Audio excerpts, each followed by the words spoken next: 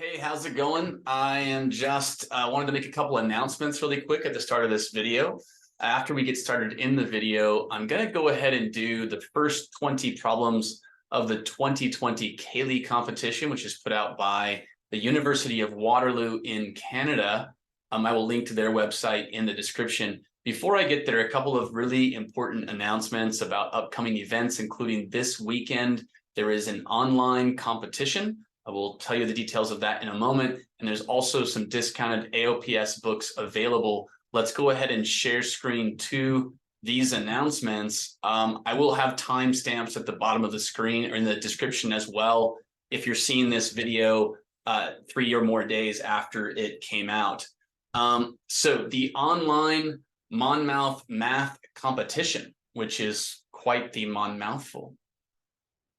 Okay, anyhow, it's going to have an event this coming Sunday, April 2nd, and it's also going to have people giving talks in breakout sessions. There'll be games, a math hub. They've got a website. You can sign up. It's free. You can go do this for free.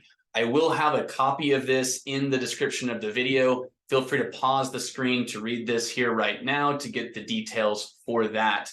The second announcement is that Aditya Aurora, a former member of the AOPS community, probably still current member, but former taker of math competitions, is moving on to college, and he's going to be selling his older, lightly used textbooks for AOPS. Some of you don't have the funds to be able to afford brand new textbooks. These are lightly used. They're approximately half price from their price of when you first buy them, with the solutions manuals included. It's a pretty good deal for a lot of these. His email is right here. He would prefer to do them in his local community, that is Southern California, San Diego, and Orange County type region. If you're in those areas especially, you might want to reach out to him if you're looking to pick up these texts. If you're not in those areas, you can also see if he's willing to ship them to you, but that might be something he's not. You'll have to reach out and ask him. I'm going to go ahead and share screen now to these competitions page. And this is past competitions. You can find it at University of Waterloo, which is in Canada. I did not even know anything about these competitions or that they existed until recently. I had a student from Canada who was preparing for them and wanted me to help train him. I kind of found them fun. I found them a little bit enjoyable. They don't have the same topical things on them necessarily that OMMC does, which is what I usually teach. I believe some of them have things and ideas that may or may not be on there. I don't know all the details. You're welcome to go to their website for the University of Waterloo and look at these past competitions. Unlike the OMMC, these competitions go for multiple grades. And I don't know exactly how they all work. There's a grade 10, Cayley, grade 9, Pascal, grade 7 and 8, Gauss. And they have other ones for grade 9 and grade 10 as well. I don't know anything more about it other than that. To talk about the contest a little bit, the scoring format, it's broken into 3 groups: problems 1 to 10, 11 to 20, and 21 to 30. You have 60 minutes, at least on the Cayley competition, to answer all of those.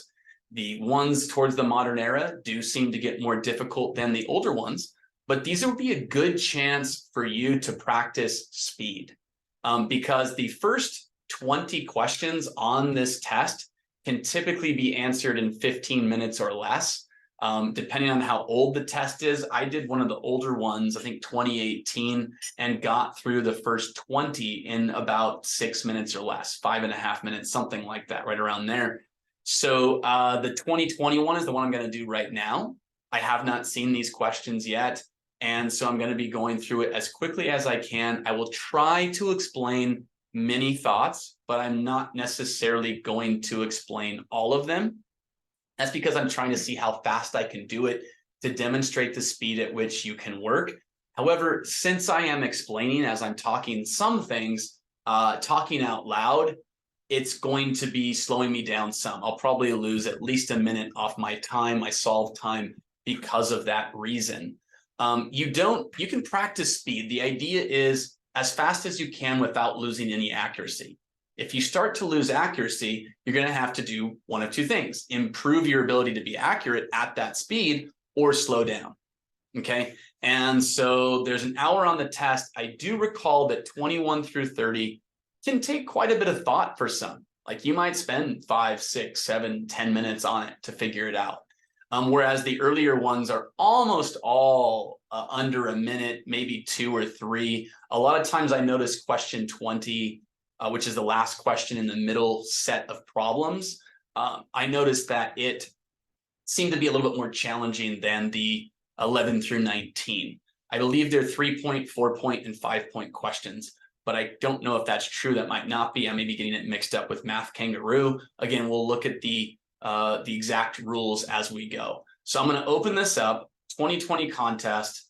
If I look for the instructions, what's allowed, I do think calculators are still allowed, but not sure. I'm not going to plan on using one. You may use rulers, compass, and paper for rough work. So it might be they were at one point and they're not now. I'm not sure 100%.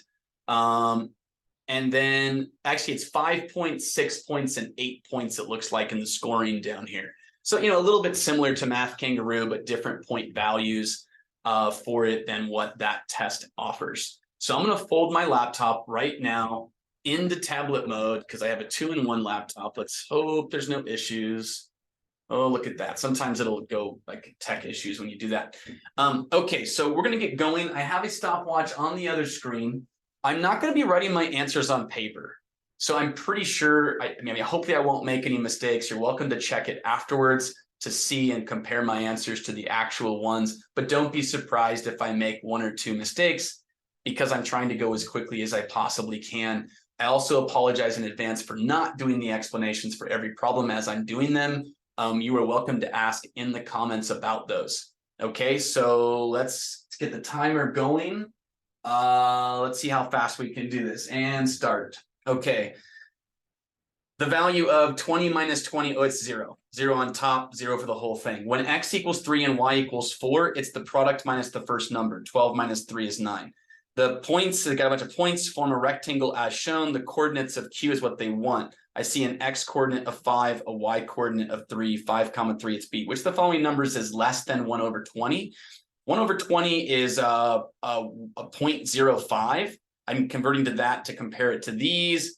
Hard to say, but I see this right here, 1 over 25. 25 is definitely bigger than 20, and the larger the denominator, the smaller it is, because you're dividing by a greater amount, the value goes down. So it's that one. Number 5, in the diagram, point Q lies on PR, blah, blah, blah. What's the value of X? What I would do is this is an external angle. So it's the sum of this angle, which is 30, making 180. X has got to be 20E.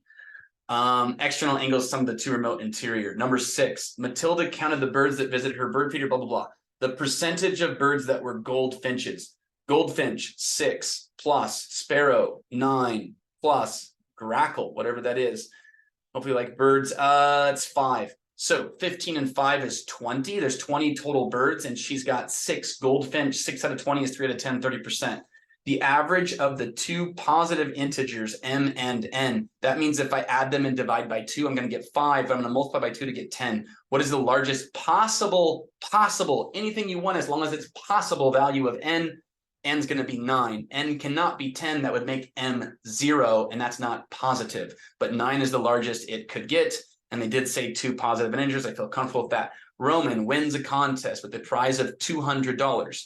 He gives 30% of the prize. 30% is 3 times 10%. 3 times 20 is 60. Take away 60, you've got 140 left to Jackie. So 60 to Jackie just in case. He then splits 15% of what remains equally between Dale and Natalia. So 15% would be 10% plus half of 10%. 14 plus 7 equals 21. How much does Roman give Dale? He has to split the 21 equally between the two, $10.50. Clear, A. Number 9, shaded and unshaded squares are arranged in rows so that the first row contains one unshaded square. Each row begins with an unshaded square. We see that that's this one, this one, this one, this one. Then the squares in row alternate between unshaded and shaded. And each row after the first has 2 more squares than the previous row. The one on this side, the one on that side, makes sense. Okay, so we got that. We got row 1. The first 4 rows are shown. The number of shaded squares in the 20/20th row. Well, let's just look at what the pattern is. It looks like our shaded squares are growing by 1. So in row 1, there's 0. In row 2, there's 1. In row 3, there's 2 and 3. And it looks like this number is 1 less than that. In the 2020th row, you're going to get 2019. You do want to check to make sure they called this row 0. They call row 1, not row 0. They called it the first row. I'm satisfied. In the diagram, pentagon PQRST has all these values. Don't even care. The perimeter of 82. We might care about that. Also, these 3 angles are 90. Looking 1, 2, 3. It's probably those 3. The area of the pentagon is what? Okay, so let's see. If I come down here, it looks like it's going to hit right there, but does it? Hard to say. We do know we have alternate interior angles. So you could maybe do similar triangles. You do have 90-degree angles. It does look like you would get similar triangles there. So maybe we could do something with that. How? Well, 18/30 is a 3:5 ratio. But we don't know for sure that this line's going to hit there. I feel like it's kind of a risk. So we'll just maybe verify it in 2 ways. 3:5 ratio, 3 times 6, 5 times 6. If that's the case, then this needs to be 3x and 5x for a total of 8x. So what do we have? We have 31 and 30 is 61. 61 plus 8x needs to equal 82. Yeah, I don't know. 8x would be 21. It's not a nice number for the scale factor. So my guess is it might be a false assumption that this is hitting S. Let's not care. Let's try something different. If we came down here vertical, I would know that this is 18 and this is 12. Looking up here at the 13 and this 12, I kind of want to go this way, make a little rectangle here, and that would make this 12 because opposite sides are equal. That's 5, 5, 12, 13. From that, this and this must be equal. We know that those 2 must be 21, including the 5. So we take away the 5 to get 16. These are both 8. So now that we know it's 8, let's target the area. I'm going to have 30 times 8, 240. 5 times 12 over 2 is 30. 242 and 30 is 270. Okay, moving down. Part B, the sum of the first 9 positive integers is 45. So we got that. What is the sum of the first 9 positive multiples of 5? So they say this, but why did they tell us this? 5 times 1 plus 5 times 2. You can factor a 5 out. So it's 5 times 45, 5 times 42, 200, and 5 times 5, 25a. The volume of a rectangular prism is 21. Its length, width, and height are different positive integers. So we can't have 1 times 1 times 21. So that must be 3 times 7 times 1. What are the sum of its length, width, and height? 11a. If 2 to the n equals 8 to the 20, 8 is 2 to the third. 2 to the third of the 20th is 2 to the 60th. What is the value of n? 60. B. Juliana chooses 3 different numbers from this set and multiplies them together to obtain the integer n. We want the greatest possible value of n. Why do they include negatives? Most likely it involves those negatives. Not necessarily. If I took all 3 positives, and if I was to include 2 negatives, because you have to include 2 negatives, you can do it, I would probably choose the 2 largest negatives. They would give me a positive. But looking at it, 7's already bigger absolute value-wise than 6, and 5 is bigger than 4. So what if we kept the 7, and then now we compared it this way instead? 6 and 4 bigger than 5 and 3. 6 times 4, 24 times 7. 7 times 20 plus 4 is 140 and 28. 140 and 28, 168a. Clearing, moving on. 15, a bag contains only green, yellow, and red. So green, yellow, red, 3 to 4 to 2. Generally speaking, when you get a colon separated proportion like this, drop a little x in and call it the scale factor. So they say 63 marbles. So most likely we're adding 9x is 63, and most likely x will be 7. Let's keep reading. Are in the bag are not red. Oh, so this was an assumption we made. It's not right. We're going to back out. We're still going to have this setup. We have the 3x to 4x to 2x. Again, x is scale factor, but we only want the part that's not red. Be careful with assumptions. So 7x would have to equal 63, and that means x is 9. Number of red, 2x. R, 2x, 2 times 9, 18b. 16, in the diagram, the circle has center O and square OPQR has vertex Q on the circle. If the area of the circle, so pi r squared equals 72 pi, the pi's cancel, r squared is 72. don't solve for r, leave it alone. The area of the square is a rhombus. A rhombus has an area like all orthodiagonals of half d1 times d2.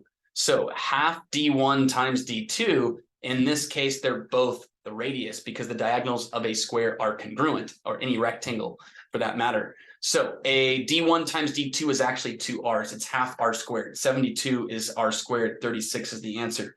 Carly made treat bags. Each bag contains exactly 1 chocolate, 1 mint, and 1 caramel. So these are in her bags, 1 of each. The chocolates came in boxes of 50. The mints, so there's 50 per box here. The mints came in 40. The caramels came in boxes of 25. Carly made no incomplete treat bags, and there were no unused treats of any kind. What is the minimum total number of boxes that Carly could have bought? Because she has to have an equal number of chocolate, mints, and caramels, we're looking for least common multiple. So 100 is not a multiple of 40, neither is 150, but 200 is, and it's divisible by 25. There must be 200 of each kind. That's 4 boxes of chocolate, 5 boxes of mints, 4 plus 5. Caramels, there's 8. 9 plus 8, 17, not 19. Okay, clear. Down 18, 19, and 20. Nate is driving to see his grandmother. If he drives at a constant speed of 40, he will arrive 1 hour late. If he drives at a constant speed of 60, he will arrive 1 hour early. At what constant speed should he drive to arrive just on time? I strongly suspect it's 48. The reason why, it is the harmonic mean of those two values. I don't know how to explain that to you right now. I just know it's that. I'll tell you why later in the comments if you wish. 19, a multiple choice test has 10 questions on it. Each question answered correctly is worth 5. Each unanswered question is worth 1. So you can get 5 plus 1 for a skip plus 0 for wrong. This is skip, this is right. Okay, how many of the integers between 30 and 50 inclusive are not possible scores? Well, 10 questions, you could get 50. You got them all right. What if you don't get them all right? Well, then you got 9 right. So you get 9 right, you get 1 skip. Okay, then 9 right and 1 skip is going to give you 45 plus 1, 46. So what did you already lose out on? You can't get 49, 48, or 47. Okay, so then what? What if you didn't get the 1 skip, but you got it wrong? Then you could hit 45, no problem. After that, that's all the ways with 9 right. So we go to 8 right. 8 right would be 40 points. If you had up to 2 skips, you're going to be able to get to 42. So you drop from 45 to 42, and you did not get 44 or 43. It looks like we had 3 missing here and 2 missing here. Prediction 1 missing on the next batch. So you can also get 41 and 40 if you got them wrong. If we go down to 7 right would be 35. You have 3 to play with, be either skips or wrongs. If I skipped them, you get all the way up to 38. Again, what's missing between 40? Because you can get 41 and 40. 40 and 38, what's missing is 39. It stands to reason. These are going to be the ones that you cannot hit. But just to be sure, if I went down to 6 right, I would have 4 to play with. So 34 max points if you got 6 right. And that means nothing is left out from 35 all the way down to 30. So the answer is 6. For how many pairs, clear, how many pairs MN, ordered pairs, with them integers satisfying, M is between 1 and 100 inclusive. Don't read this left to right. Focus on the M, it's the point. N is between 101 and 205 inclusive, is 3 to the M plus 7 to the N divisible by 10. We have to have at least one of them for each. We don't have any zeros, and neither 3 nor 7 could hit a multiple of 10 on their own. This is going to come down to patterns in the exponents. 3 to the first, 3 to the second, 3 to the third, 3 to the fourth. I happen to know these repeat every 4 just from experience. So you're going to end in 3, you will end in 9, 27 ends in 7, 81 ends in 1. Why am I saying ends in? Because we only care about the units digit. If we're going to add them, the units digit needs to add to 10. If it does, you get 0 at the end, which means it's divisible by 10. So if you went to 3 to the 5th, which is 243, you would get 3 again, and it would repeat. Okay, on the 7s, you're going to have, put it over here, 7 to the first, 7 to the second, 7 to the third, 7 to the fourth. I get 7, I get 49, I get 343, I get 2401. You should have those memorized. 7931, then it repeats. In fact, You could, by the way, just take the 7 and multiply it, or the 9 times 7 is 63, or the 3 times 7 is 21. Learn that in Intro to Number Theory. So let's go on here. What can we do? We're looking for, I get to choose a value, an exponent for m. I would want to combine these with things they would want to go with. So in other words, if I ended in 1 or had 1 or 5 as my exponent for the 3, I would have a 3 in my units digit. What does 1 and 5 have in common? It's a cycle of 4, and both of those are a remainder of 1 when you divide by 4. We say in number theory they are 1 mod 4. So I need a 1 mod 4 value of m. I could do 4 times 0 plus 1. That's the m value of 1. I could get all the way to 4 times 24 plus 1, which is 97. So all of those would work. The next one would not. You use this right here to count. It's from 0 to 24 inclusive, which is b minus a plus 1. 24 minus 0 plus 1 is 25. I have 25 choices for m.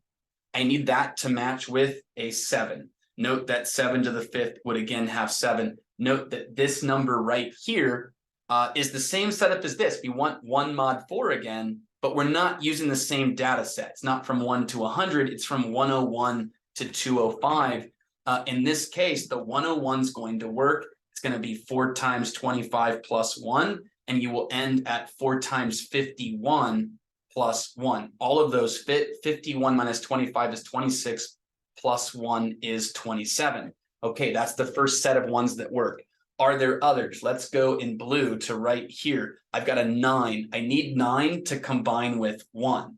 So the 9 with the 1, how many remainders of 2 would I have when dividing by 4 on all these numbers? Again, I'm going to start at 4 times 0 plus 2. I will go all the way to 4 times 24 plus 2. 98 is within the range. 24 minus 0 plus 1 is 25. In fact, really quick, note that every remainder occurs an equal number of times when 1 to 100. Remainder 1, 2, 3, and 0 when dividing by 4. That might be important. You might be able to capitalize on that. Again, as you're going, try to make little observations you might save time on. So now, what do I want 9 to combine with? I want it to combine with 1, which are numbers divisible by 4. The first one in here, divisible by 4, is 104, which is 4 times 26. We're going to go all the way to 204, which is 4 times 51. So look, we just lost one value. That means you're going to go down from 27 to 26. Go to the next one. When I do 3 to the 3rd equals ends in 7, I want that 7 to combine with this 3. They're both remainder 3. We know there's 25 remainder 3s here. Time saved. Over here, remainder 3, the first one is 103. The last one is 203. So you're going to have 4 times 25 plus the remainder, and you're going to have 4 times 50 plus the remainder. So did we get 51 with the other one? Now I want to make sure. Yeah, we did. We had up to 204. So we don't have, you can't do 4 times 51 plus 3. You will go over 205. That's why we don't have that. So we have 50 to 25, even from right here. Oh, but we had the 25 this time. The other one was plus 3. No, we need, what are we at? We're on green, right? So we need a remainder of 3. So 4 times 50 plus 3. But why did we get this one to work? Because we should have had 4 times 25 plus 1 here, shouldn't we? We had lost, hold on, I'm getting myself confused. We are on the green color, and we need 7 to match with 3. We both need remainders 3s.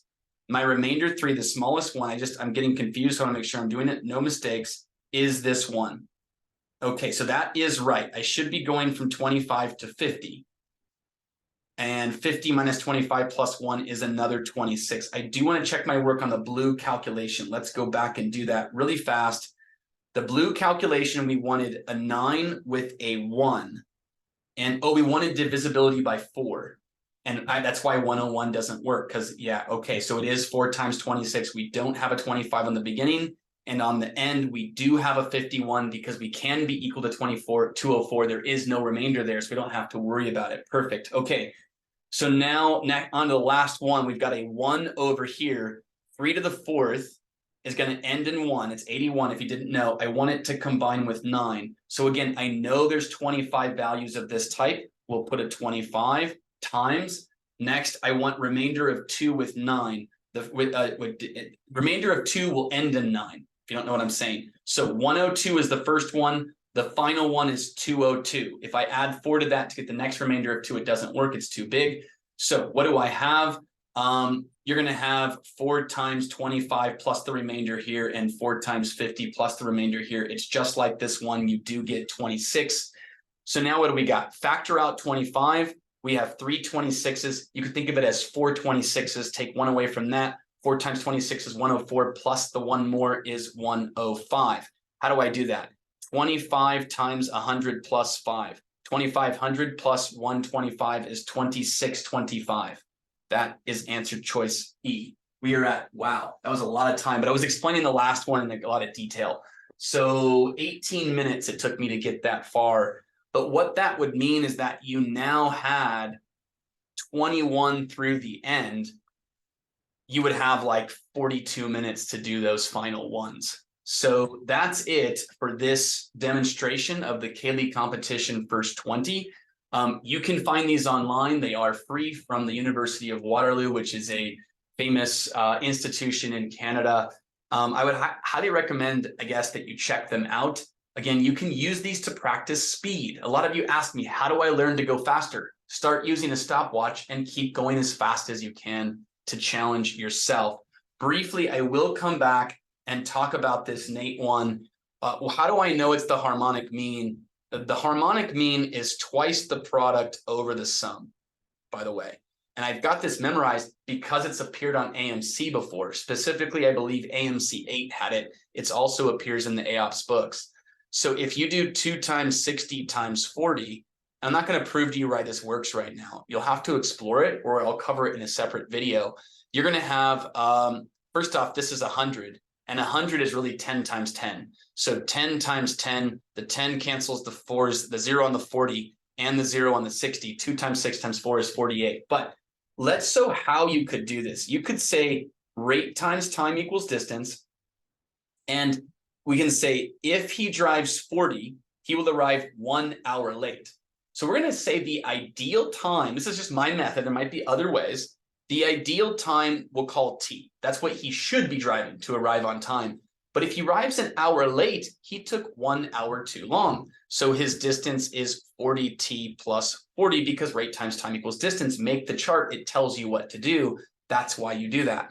So if he drives at a constant speed of 60, he gets there 1 hour early, which means he's 1 hour less than the ideal time to arrive on time. So it's 60T minus 60. The distances must be equal because it's the same distance. So if I do 40T plus 40 equals 60T minus 60, move the 60 over here to get 100, move the 40 over there to get 20T, T will equal 5.